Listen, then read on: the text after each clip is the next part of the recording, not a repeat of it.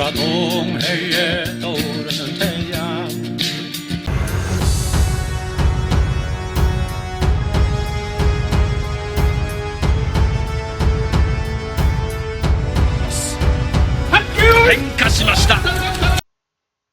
여기 보면은 조선, 카라사르, 홀본, 옛날 졸본부여 앞에 분 홀본이죠.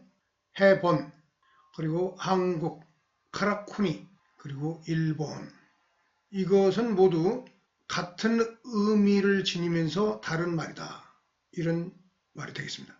그 뜻은 그런데 하나로서 카라이다. 카라는 해의 땅이란 뜻입니다. 그러니까 이 조선, 홀본, 한국, 일본이 뜻으로, 즉 훈으로 읽을 때는 카라가 될 수밖에 없다. 네, 여러분 안녕하십니까? 카라연합TV의 박준호입니다. 오늘은 카라연합TV가 강태공, 그는 누구인가? 아사달은 강태공에 의해 요용으로 쫓겨났다. 이런 제목으로 찾아뵙게 됐습니다. 지난 시간에 여기 아사달 카라 문명이 화암 발해권을 중심으로 형성되었는데요. 그 문명의 교차로의 핵심이 산동반도였다. 이런 얘기를 했고요. 그런데 그 세력은 지금의 시노티베트어를 사용하던 사람들이 아니고 지금의 한어 계통의 말을 쓰는 사람들이 아니고 여기 드라비다어를 쓰는 미얀마인에 가까운 사람들이 해를 타고 북상하면서 여기에 산동반도와 여기 장강 위쪽에 강소성, 안위성 이쪽을 중심으로 문명을 일궜던 사람들이 핵심적인 축이었다. 이 사람들이 후에 한반도와 만주로 또 같이 퍼지면서 아사달과 카라 문명의 주역이 되었다. 초기의 중원 문명도 바로 이 인도 드라비다어를 사용하는 미얀마적인 인종적 성격이 있는 사람들에 의해서 산동반도를 중심으로 중원 내륙으로 확장되면서 중국 문명의 초기 문명을 닦았다. 그러나 그 언어는 인도 드라비다에 가까운 것에 토대를 둔 현재 한국인과 일본인에 가까운 언어를 쓰는 사람들의 족속들이었다. 이런 얘기를 했습니다. 그것을 아사달 카라 문명이라고 명명했다고 제가 말씀드렸고요. 그래서 오늘의 문제의식은 무엇이냐? 그러한 연장선상에서 그러면 과연 인칭대명사 너를 썼던 그 족속이 한국인의 시온이라면 인도 드라비다어를 쓰던 아사달은 도대체 어디 있었냐? 방금 전에 말씀드렸듯이 산동반도를 중심으로 해서 서쪽으로 확장되는 상태에 있었다. 그리고 인도 드라비다어 나너 아사달은 언제 시노티베트어 원지로 대체되었는가? 이런 문제의식. 그것은 주나라 시대, 상을 무너뜨린 주나라에 의해서 지금의 제나라 산동지역의 제나라 왕 강태공이 봉해지면서 강태공의 전략적인 강압과 회유책에 의해서 오늘의 베이징과 요소로 패퇴하였다. 그것이 나중에 한자음을 빌려서 조선이라 부르게 되었다. 이렇게 볼 수 있겠습니다. 그 다음에 세 번째, 그렇게 흘러갔던 족속이 결국은 예맥족이라 불렀는데 그 예맥은 어디로부터 나오는 것이냐? 그것은 상나라 멸망과 동유 축출이라는 이 중대한 기원전 10세기 정도의 사건에 의해서 탄생한다. 예족은 상나라와 관계되는 가까운 족속이고 맥족은 동쪽 산동반도와 가까운 족속이다. 그리고 거기에 결정타를 매긴 사람은 주나라의 강태공이었다. 이런 얘기가 되는 것입니다. 그러면 그 강태공에 대해서 한국인들은 현재 어떻게 인식하고 있는 경향이 있는가? 이런 얘기를 문제의식으로서 들어보고 얘기를 시작하겠습니다. 중나라가 서기 전 상나라까지의 바로 산동반도를 중심으로 해서 중원 내륙으로 확장해 가고 있었던 아사달 카라 문명의 주인공들은 그럼 누구가 있었을까? 그것을 간단하게 알아보겠습니다. 그것은 신석기 시대부터 상나라까지의 얘기인데요. 주로 우리가 태호 복희, 소호 금천, 치유, 후에 이건 삼조고의 전설과 관계되는 태양신과 관련되는 얘기가 후회가 되었습니다. 그리고 한착 설, 그리고 성탕이라고 되어 있는데 이거는 뭐냐면 상나라를 건국한 탕왕과 관련되는 얘기입니다. 이 사람들이 바로 아사달카라 문명의 중원에서의 주인공들입니다. 그 시기는 중국 상나라와 주나라의 교체기인 BC 11세기, 즉 BC 1046년에 상나라가 망했기 때문에 우리가 이 시점을 우리 인식의 중요한 시간 타임라인에 설정해 주고 그 시대를 음미해 볼 필요가 있다. 이렇게 말씀드릴 수 있겠습니다. 그리고 그 지역은 사서에 보이면 주로 구이라고 표현되어 있습니다. 견이, 우이, 방이 쭉에서 전부 이자가 들어가죠. 산동반도에 있던 사람들을 주로 이라고 표현했다. 그러면은 그 상주 교체기에 그 아사달카라 문명, 산동 지역에 있었던 문명을 결정적으로 일결 가했던 사람, 이 강태공은 어떤 사람인가? 그 사람은 우리가 잘 알다시피 낚시꾼으로 샤워를 낚았던 사람, 그리고 주나라 무왕이 찾아와서 대업을 이루는데 그 협력을 해달라는 거기에 응해서 여기 목야우 전투에서 무왕이 주왕의 상나라군을 격파하는데 핵심적인 전략을 설파했던 그 사람입니다. 그리고 방금 전에 말씀드렸듯이 제나라 왕의 봉해짐으로써 산동반도의 동이 세력을, 즉 아사달카라 문명 세력을 완전히 축출하는 그런 일을 했던 사람입니다. 강태공 이후에 그 산동반도의 아사달카라 세력을 축출하는 것은 그 이후에도 또 계속되는데요. 서주시대의 성왕 때에 또 점진적인 동화 정책을 통해서 세력을 약화시키고, 그 다음 후기 춘추시대에 가서 완전한 흡수 통합을 해서 소멸시킵니다. 그러니까 1046년 상나라가 멸망한 이후에 상족과 그 다음에 산동반도의 아사달카라 세력을 밀어붙인 이후에 약 500년 정도의 기간 동안에 완전히 산동반도의 아사달 세력을 흡수, 동화 내지는 축출시켰다. 이렇게 정리할 수 있겠습니다. 그런데 그 핵심적인 단추의 일격을 최초에 가했던 사람이 여기 강태공이었다. 이렇게 말씀드릴 수 있겠습니다. 그러면은 그 강태공에 대해서 우리가 한국인들은 현재 어떻게 인식하고 있는가, 이런 얘기를 차분히 우리가 알아보도록 하겠습니다. 여기 보면은 카라 연합과 차이나의 관계, 그 버전을 따라서 두 개로 나눴습니다. 여기 보면은 평화 버전이 있고요, 대립 버전이 있습니다. 이 평화 버전은 무엇이냐? 저는 역사의 망각 버전이다, 이렇게 이름을 붙여보았습니다. 이건 뭐냐면 조선시대의 버전이 이 역사의 망각 버전이면서 평화 버전에 해당하는 것입니다. 조선시대에는 어떤 국가와 민족이라는 공동체 속에서 그 세계를 인식하려는 그런 적극적인 태도를 그 당시를 지도했던 조선의 왕들이 중화 4대 성략주의를 표방했기 때문에 그 일을 적극적으로 할 수 없었습니다. 즉 국가의 정체성과 관련돼서 자기 목소리를 낼 수가 없었다 이거죠. 그러면은 그 에너지, 그러니까 외부로 향할 수 있는 정체성에 대한 그 공동체적인 힘, 결집력을 만들 수 없었기 때문에 그걸 피해서 뭐 했느냐? 주로 처세 일변대의 자아 인습 습성으로서 뇌가 굳어졌다. 고려하고는 좀 다르죠. 외교에 굉장히 능했던 고려시대하고, 그리고 전쟁이 잦았던 북방 민족과의 전쟁이 잦았던 그 고려시대와는 외교와 어떤 전략에 있어서 굉장히 둔감해지는 그러한 인식 상태, 의식 상태로 접어들 수밖에 없는 국가의 초석을 조선 초기에 닦았다. 그래서 내부로 지지고 볶는, 그리고 인간의 내면에 대해서, 그 다음에 벼슬살이의 처세, 이런 것과 관련되는 자아를 인식하는 습성이 발달했다. 그러니까 사람을 어떻게 행동해야 돼 하는 그 윤리 담론들, 이런 데만 몰두했다 이거죠. 그리고 지정학적 변동에 따르는 국가의 방위와 전략, 이런 데를 고민한 데 있어서는 조선 정기에는 좀 그런 것이 실용적으로 남아 있었지만은 후기로 갈수록 감각이 떨어졌다.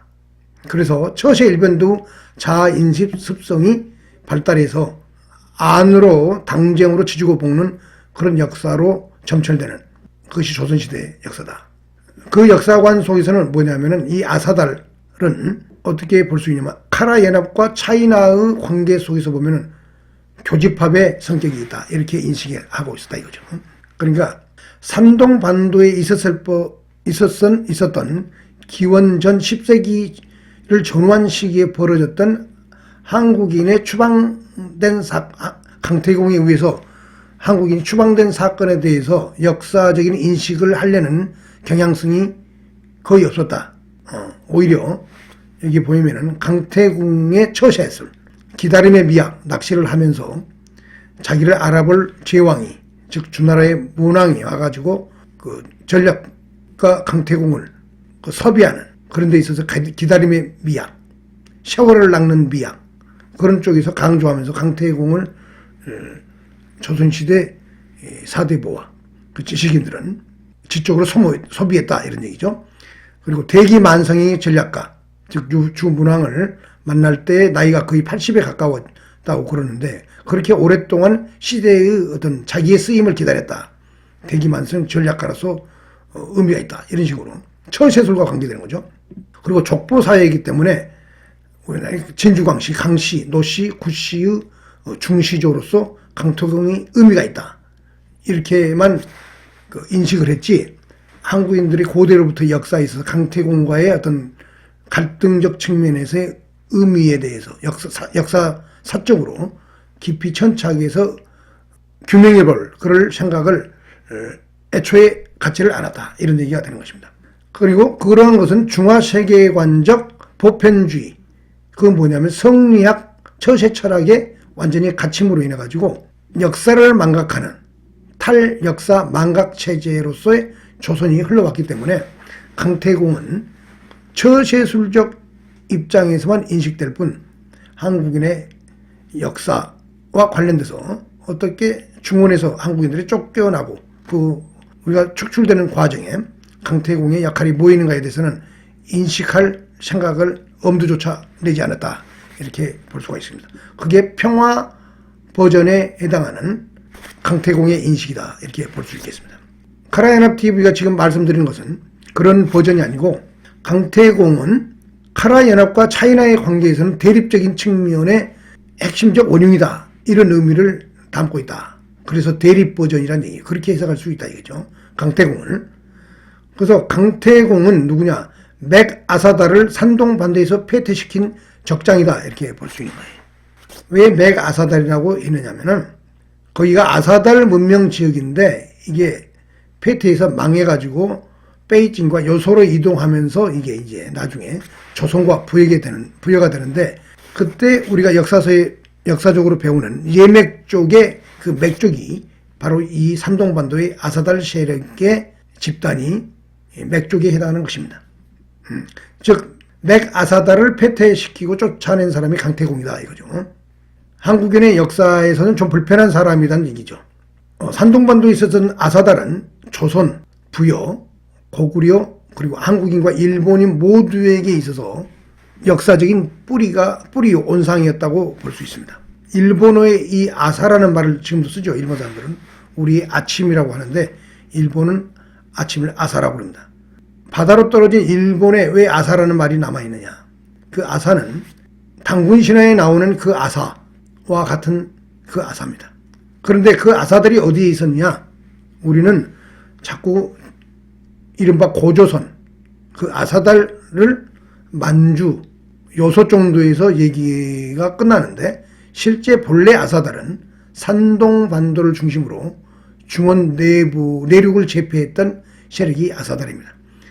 이 아사달이 나중에 상나라 각골문 이후에 중국에 한자가 정립되면서 그 한자를 빌려다가 이 아사달을 음차한 결과 나타나는 국가명이 조선인 것입니다. 조선은 그러니까 기원 전후 한나라가 동아시아를 일극체제로서 제패하는 시기에 등장하는 국명이긴 한데 그 국명이라는 것은 이시조선에 대비해서 옛날 조선이라 해가지고 위만조선, 기자조선, 그 다음에 당군조선 이렇게 모든 것을 뭉뚱그려가지고 조선이라고 이름을 붙였는데 그 조선이라는 원래 이름은 산동반도에 있었던 아사다를 한자로 음차한 것이다. 이렇게 우리가 볼 수가 있습니다. 그것이 역사적으로 계속 여러 번에 걸쳐서 중원 세력에게 만주 한반도에서 숱한 전쟁 과정에서 그 세력이 밀려나면서 결국은 일본 열도까지 밀려나면서 일본의 그 아사라는 아침에 해당하는 말이 지금 남게 됐다. 일본과 한국은 그러면서 아사달 카라 문명의 연장선상에서 하나의 공동체적, 역사적 공동체적 성격이 있다. 이렇게 볼 수가 있는 것입니다. 세계 체제와 아사달 문명의 변증법적 흥망성쇠라는 이 그림이 보이는데요. 제가 만든 것인데 그것은 뭐냐면은 중원 일극 체제가 붕괴되고 깨져가는 과정을 변증법적으로 제가 그림을 그려본 것입니다. 여기 보면 포르투갈인 동아시아의 도래 15세기, 19세기 세계체제의 도래 영국 패권, 21세기 세계체제 미국 패권, 그리고 오늘날의 세계 국가연합을 통해서 카라 연합으로 꼬링하는 것이 결국은 아사달 카라 문명의 미래의 역사적 비전이 되어야 된다. 이런 얘기를 하고 있는 것입니다. 그런데 여기에 보면은 맨 처음은 드라비다인으로부터 시작하지요. 그리고 아사달 카라 문명이 만들어지고, 그런데 여기에 거기 알타이어족이 또 섞입니다. 그리고 부요 조선 카라가 나오는데 이 중간에 보면은 여기 조그맣게 이 다리를 건너가는 데서 그림이 보이죠. 그것은 바로 이것을 말합니다. 그 부분의 그림은 확대하면 이것입니다. 아사달 카라 문명이 산동 지역과 중원 내륙의 선두주자로서 문명을 닦았던 아사달 카라 문명이 주나라의 건국과 강태공에 의해서 몰락하면서 현재의 중국 대륙이 시노티베트어를 사용하는 문명으로 대체된다. 그래서 언어적 문법도 바뀌고 그런다는 얘기죠. 그 그림을 여기다가 이렇게 아사달 카라 문명이 부요 조선 카라로 이 진행하는 과정 속에서 여기에 해당하는 역사적 사건을 지금 표시한 것입니다. 그러한 역사적 기록은 언어학적으로 그렇게 우리가 상상해서 해석할 수도 있는 측면도 있고 역사적 기록도 미묘하게 남아있긴 하지만은 최근에 발굴된 20세기, 21세기에 발굴된 여기 오순재 교수 우리 역사 바로 알기에 강의에서 제가 캡처를 떠온 건데요. 산동성 무시묘에서 나온 화상석에서 황궁신화, 환웅신화 얘기가 이렇게 나와 있다고 유튜브에서 방송하는 걸 제가 봤는데 당군신화 얘기하고 거의 같습니다. 당군신화에 나오는 그런 얘기와 주몽신화에 나오는 천재의 아들, 그 다음에 오룡고 그런 모든 얘기들이 이 산동반도의 신화적인 얘기들과 밀접한 관계에 있다는 것이 이 화상석이 보여주고 있는 것이다. 이런 얘기를 여기 오순재 교수가 강의하는 내용을 제가 캡처해 온 것입니다. 그러니까 산동과 밀접한 관계가 있다는 것이요. 나, 너라는 1인칭, 2인칭 대명사도 관계 있지만은 그 나, 너라는 1인칭 대명사, 2인칭 대명사가 중국어로 워지로 바뀌었다. 시노티베트어의 송저우의 영향을 받아서 그런 얘기를 전 시간에 제가 방송을 했는데요. 이렇게 당군신화의 얘기, 고려 말에 일현 스님이 삼궁주사에 있었던 당군신화의 얘기도 그 얘기가 만주의 얘기가 아니고 이렇게 산동반도의 얘기라는 것을 산동성 무시묘 사당묘 화상석이 증명해주고 있다. 이렇게 우리가 볼 수 있겠습니다. 즉 아사달 카라 문명의 군원은 산동반도를 중심으로 한 원래 중원에 있었다. 이게 조선이라는 나라는 나중에 후대에 한자를 음차해서 붙인 거고 원래는 거기에 아사달 세력, 중국 중원을 이렇게 들여다보면은 그게 바닷가 동쪽에 해 뜨는 곳이죠. 그러니까 아사달이 되는 것이죠. 그런데 그 중원 산동반도에 있었던 아사달의 조선에 대해서 왜 한국인들은 여기 보면은 왜 카라인에게 아사달의 역사는 희미한가? 현재 우리가 고조선이라는 그 역사 시대에 대해서 여러 가지 갑론을박 말이 많고 그 다음에 희미하고 도대체 그 지역이 어디냐 이런 학자들 간의 논쟁점도 있고 말이 많은데 저는 그 이유가 여기에 있다고 보는 것입니다. 아사달의 역사가 희미한 이유가 뭐냐? 시노티베트인들에 의해서 그 터전과 산동반도와 그리고 거기를 중심으로 한 항아의 중류지역 내륙으로 확장된 그 세력, 그 지역, 그 터전과 그 역사가 강탈당했기 때문이다. 이건 뭐하고 유사한 거냐? 마치 원나라를 세운 몽골인들이 원나라를 몽골인의 역사라고 주장하기가 어려운 측면이 현재 존재하기 때문입니다. 그것과 유사하다 이거죠. 우리 한국인도 원나라를 몽골 역사처럼 느끼는 경향이 약하잖아요. 중국사처럼 느끼죠. 측면에 이렇게 주변에 제3자로서 보는데 원나라를 중국사처럼 느끼지 몽골의 역사로 느끼지는 않지요. 느끼면서도 양쪽으로 느끼면서도 몽골의 전적인 몽골 역사가 이렇게 손을 확 들어줄 수 있는 애매한 측면이 있다는 얘기죠. 바로 고대의 아사달 문명 그 지역과 역사와 터전이 현재 중국 땅에 있기 때문에 그리고 이 원나라는 원제국 시기는 우리의 고려 말 그러니까 12, 3세기에 해당하는데 이 고조선이라는 아사달이라는 이 역사의 시대는 지금으로부터 3000년 이전 즉 상나라까지의 그 고대의 중국에 있었던 역사 그렇기 때문에 너무나 시간이 오래됐기 때문에 그 기록도 파편화되어 있고 그리고 강력한 중원의 힘에 밀려서 우리의 역사를 주장할 수가 없었죠. 그러니까 원나라보다도 더 아사달 산동 지역의 역사는 우리의 인식에서 더 멀고 희미할 수밖에 없다 이거죠. 그러니까 아사달의 역사는 희미하게 느껴질 수밖에 없고 이런저런 얘기 속에 방황하는 얘기들만 난무하고 있다. 조선이 있었니 없었니 당군이 있었니 없었니 이런 얘기로 시간을 낭비하고 있다. 이런 얘기가 되는 것입니다. 그러나 아사달과 원나라는 다르다. 어떻게 다르냐? 원은 침략자의 제국이었지만 그렇잖아요. 몽골 북방 유목 초원지대에서 몽골족이 들어가서 중원을 지배하면서 만든 침략자의 제국이지만 이 아사달은 기원전 3000년 전 3년 전 이전에 잘못 썼습니다. 기원전 3000년 이전에 해수면이 하락하고 기후 한량화가 전개되면서 황하 중하류에 펼쳐진 황무지 장탈 과정에 형성된 초기 문명 즉 시원 문명이 아사달 문명이다 이거죠. 그리고 그 언어는 나 너라는 1인칭 2인칭 대명사를 쓰는 드라비다어와 언어와 문화적으로 풍속이 거의 일치한 그런 족속들의 문명이었다. 산스크리트어적 영향도 받은 선진 인더스 문명 세력이 북상해갖고 만든 산동반도에 일으켰던 문명이다. 그것이 아사달 문명이다. 그것은 뭘로서 볼 수 있느냐? 바로 이것입니다. 이게 상나라 후기에 가까운 서기 전 1300년 때의 산동반도를 중심으로 한 중원 지역의 모습인데요. 이게 토사가 쌓이면서 점점 황무지로 변하고 있습니다. 이 황무지, 여기 보면 5500년 전에는 이게 산동반도가 두 개의 섬이고 바다와 늪으로 덮여 있습니다. 이때는 생산력이 거의 없다고 봐야죠. BC 2300년, 우리가 당군신화 얘기에 나오는 그 시기하고 유사한 시기에는 이게 늪으로 덮여 있고 아직도 바다가 바람 안에 많이 존재하면서 산동반도가 아직도 두 개의 섬처럼 느껴지는 그런 단계에 있습니다. 그리고 상나라 후기쯤에 되면은 이게 이제 말 그대로 황무지가 농토로서 바뀌어가는 그런 상태가 돼.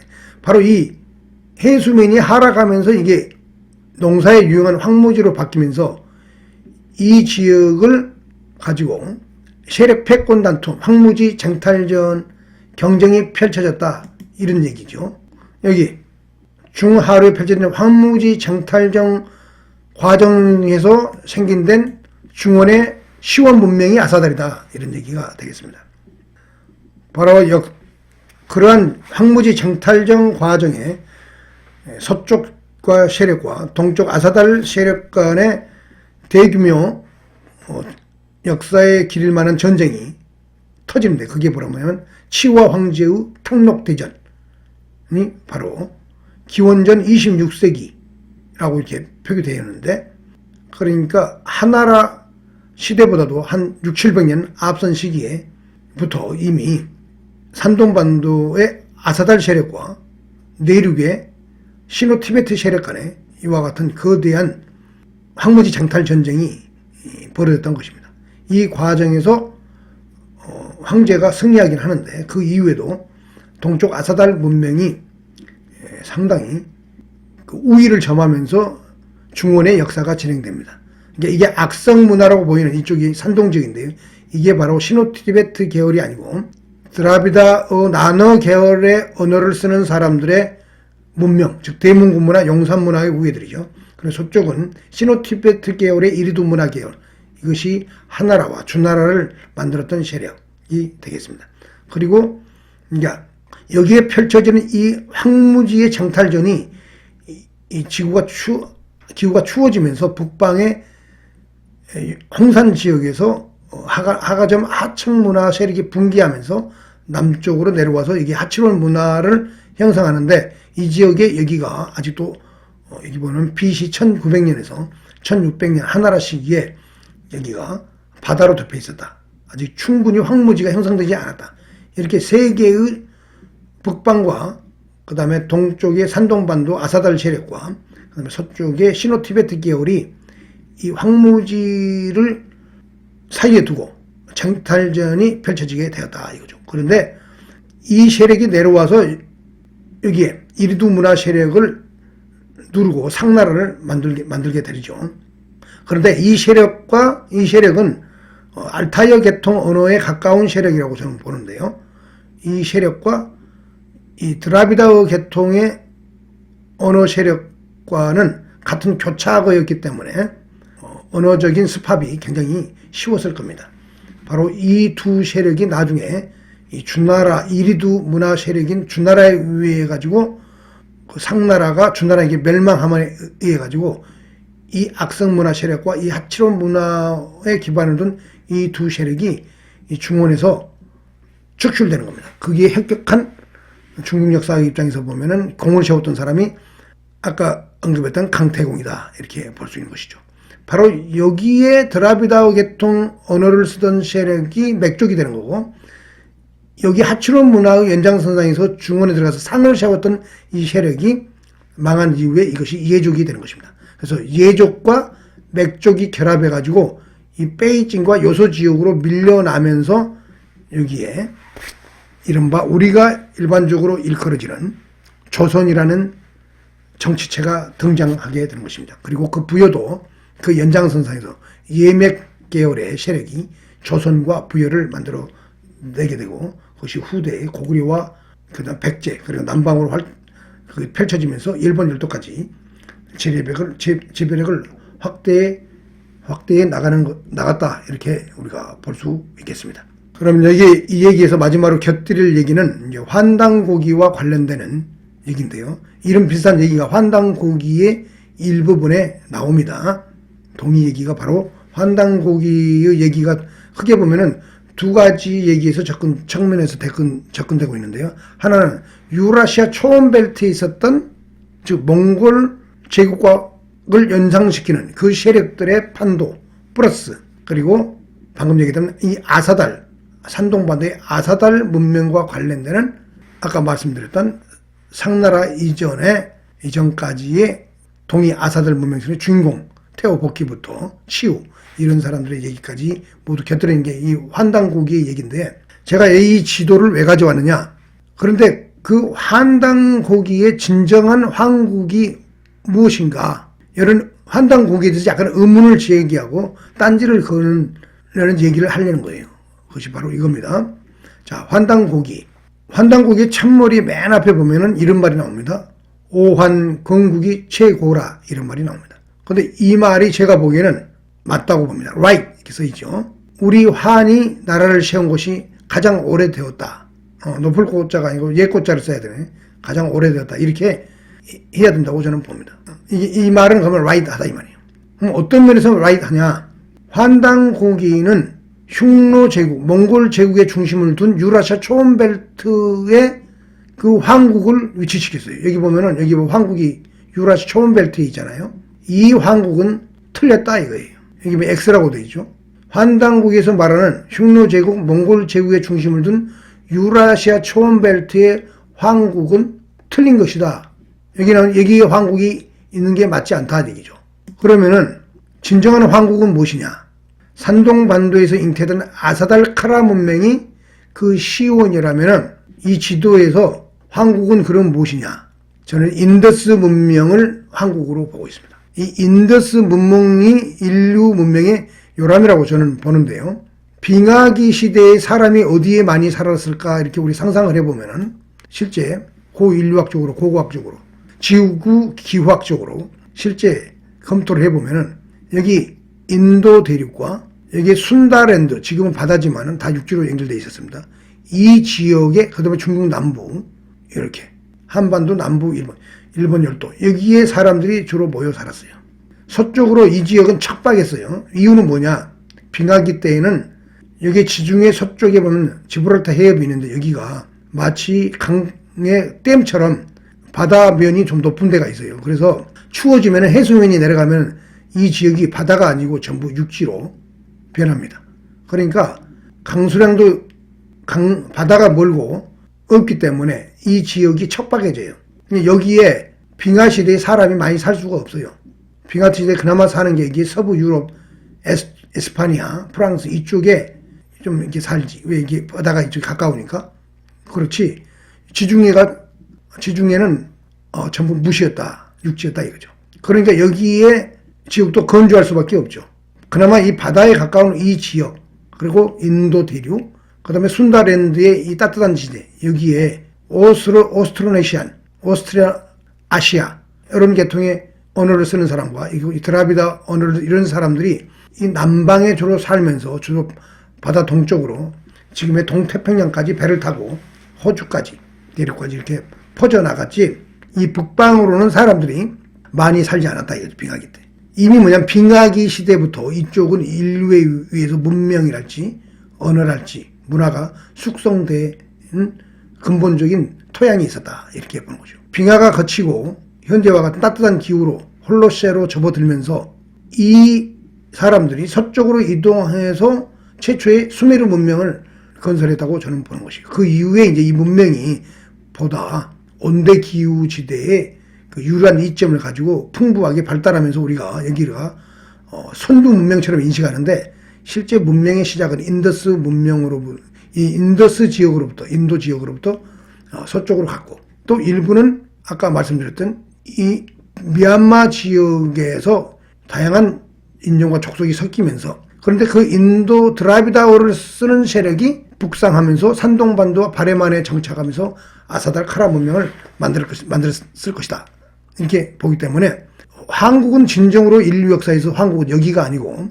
인도 지역이 황국이 되는 것이다. 그리고 그 황국이 이동해 왔고 이게 산동반도 지역에 아사달 문명을 이루었다.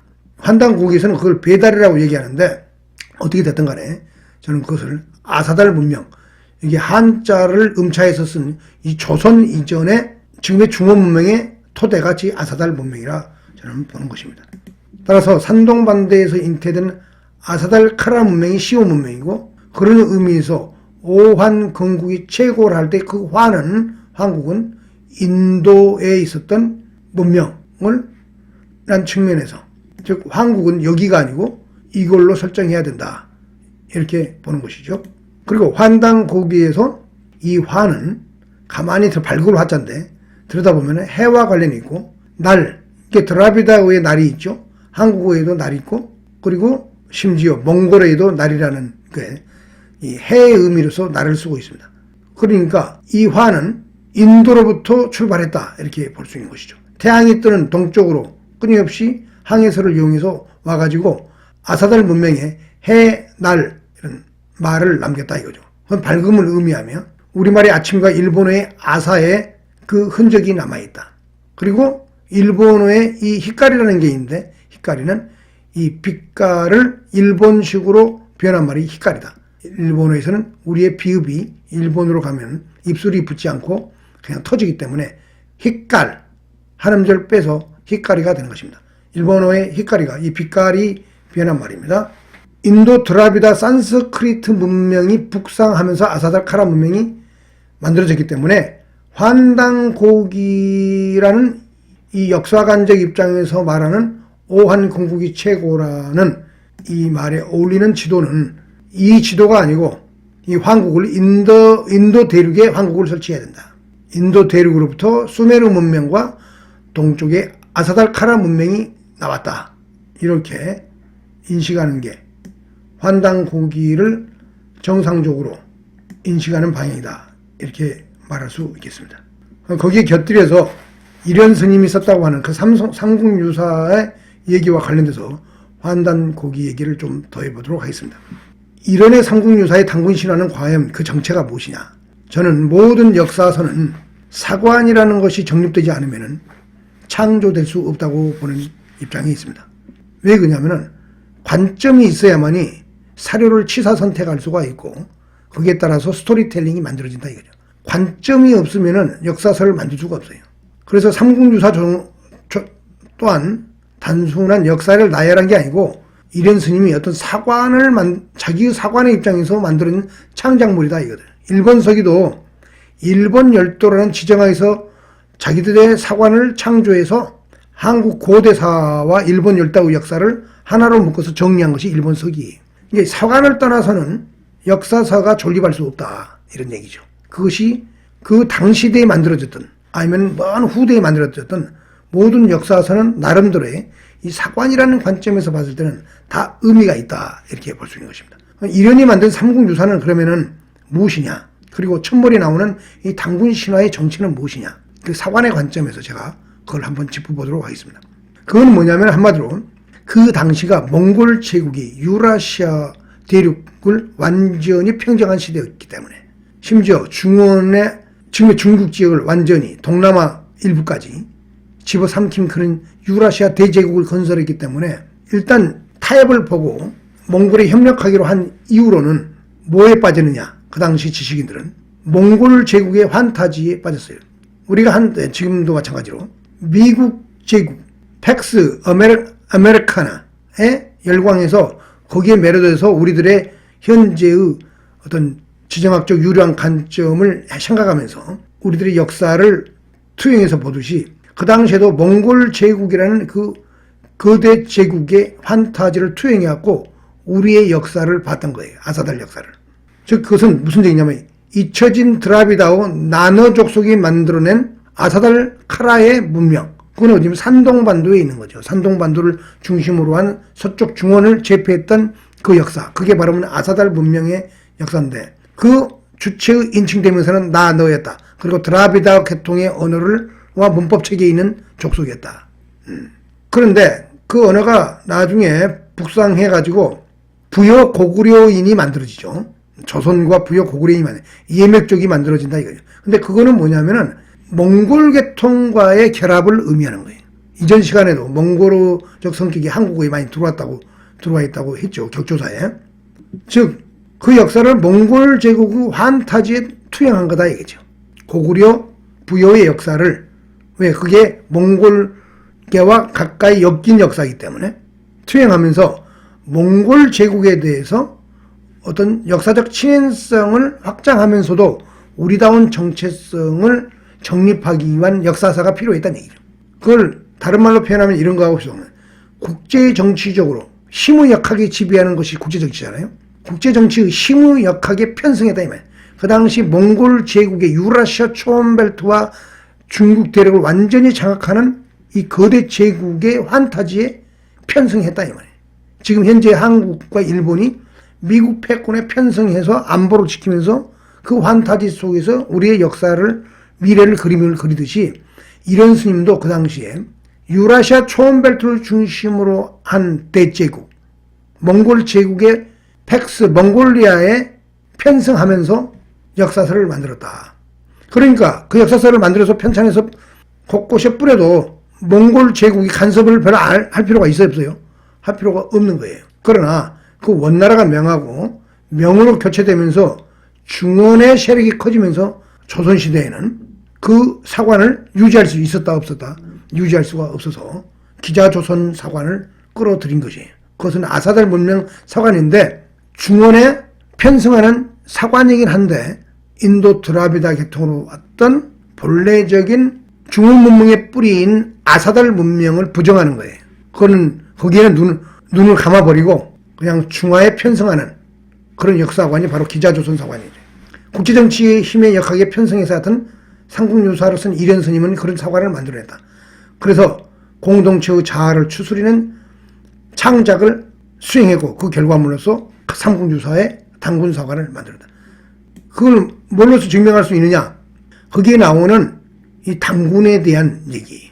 당군이라는 얘기를 가만히 들어가 보면은 그 구조가 이중구조로 되어 있다. 그 제왕의 이름은 당군으로서 유라시아 초원벨트와 밀접한 관계에 있어요. 몽골, 선비 또는 투르크 이 세력의 연장선상에서 특히 몽골 계통의 알타이 계통과 연장선상에서 이 탱그리칸 신화와 관련되는 언어를 실제 고대에 있었는지 없었는지는 모르겠지만 제가 보기에는 당군이라는 명칭은 고대에는 없었다고 보는 거예요. 보고 있습니다. 이건 이런 스님이 창작해낸 지도자의 명칭이다. 저는 그렇게 보는 거예요. 왜 그러냐? 여기 보면은 선우하고 한자를 써놓고 흉노선우라고 돼 있죠. 여기 보면 한자를 선우하고 비슷하게 생겼는데 당칸 이렇게 제가 그 음을 붙여보았습니다. 역사서에는 이 흉노선우로서 나오죠. 그런데 헛단자하고 방패간자를 옮겨놓으면은 비슷하게 생겼어요. 당칸. 근데 그건 탱그리칸의 의미로 연결하면은 이 한자를 쓸 수가 있죠. 근데 흉노선우라는 이 역사서의 기록과 비교해서 이 한자를 택할 수는 없죠. 그러니까 변형을 준 거죠. 그래서 농경족 속에 어울리면서도 부여 고구려와 연결돼서 언어적으로 유사한 측면이 보이는 알타이어적 성격을 인식상으로 수용하면서 이 탱칸의 의미와 가까운 당군을 선택했다. 이렇게 보는 거예요. 이 당군은 내가 보기에는 이련 스님이 창안에는 선우의 변형태다. 흉노선우의 변형태가 당군이다. 중국 역사서에 흉노선우는 나오잖아요. 그런데 생김새가 이 당칸하고 비슷한데 이걸 선택한 게 아니고 주체적으로 다른 한자를 택해가지고 유사한 음을 갖다가 한국 시원 역사의 지도자의 이름으로 선택했다. 이렇게 보는 거죠. 그런데 이중적 구조로 돼 있다기잖아요. 이것은 유라시아 스테페벨트로부터 가져온 거예요. 왜? 몽골 제국 시대이기 때문에. 그리고 다른 하나는 무엇이냐? 그 신화의 내용은 곰응려신화, 환웅신화라는 얘기예요. 그런데 환웅신화는 유라시아 초원벨트의 신화가 아니에요. 만주에 있던 신화도 아니고 그건 방금 전에 보여드렸다시피 산동반도에 있었던 무시묘 사당묘에서 환웅신화의 그림이 이렇게 나왔기 때문에 중원에 있었던 아사달 지역, 즉 산동반도 고대의 상나라 이전, 주나라 이전, 상나라 그로부터 그 이전 시대에 있었던 그 전설상의 얘기가 이 산동반도에 계속 남아있었던 거예요. 그 지역에 아사달 문명이 망했지만은. 그래서 AD 서기 147년에 한나라의 무시사당 산동지역에 그 귀족의 무덤, 사당에 화상석에 이런 걸 그려놓았다 얘기죠. 그러면은 당군신화 얘기는 한반도 얘기도 아니고 원래 만주의 얘기도 아니다는 얘기. 곰과 호랑이의 토템적 성격은 만주와 유라시 초원벨트에서 가져올 수는 있어요. 만주 지역에서 가져올 수 있다 이거죠. 그것은 곰 톱텐과 같은 것은. 그래서 그런 것을 종합해서 결합해가지고 당군 신화를 만들었다. 근데 기본적인 얘기의 테마는 어디에 있었다? 예족과 맥족의 뿌리인 상나라와 동이 지역이 있었던 중원, 즉 아사달 문명의 얘기로부터 가져왔다. 왜? 나 너를 쓰는 족속이었기 때문에 그 당시 한국인들이 당연히 중원과 가까운 얘기들을 전선들을 다 가지고 왔을 거란 얘기죠. 그러니까 이런 것들을 짬뽕을 해가지고 그런 것을 짬뽕을 해가지고 당군 신화를 엮었다. 저는 그렇게 보는 겁니다. 그리고 한국인들은 신라 통일 이전의 역사를 자랑스럽게 역사서로 쓸 수가 없었어요. 신라의 역사서들이 다 사라졌고 고구려 백제의 역사서도 다 사라졌잖아요. 심지어 삼국을 통일한 중심 세력인 신라의 역사조차도 대부분 사라졌어요. 이유는 뭐냐? 신라 중심적인 그 역사서를 가지고는 소수파인 신라의 그 중심 세력이 만주와 한반도를 아우르는 전체로 봤을 때는 다수파인 고구려와 백제 세력을 융합해서 포용해서 통합할 수가 없었다 이거죠. 그래서 그 역사서의 쓰임새가 별로 필요가 없었어요. 신라 역사서조차도 오히려 없는 게 편했다는 얘기죠.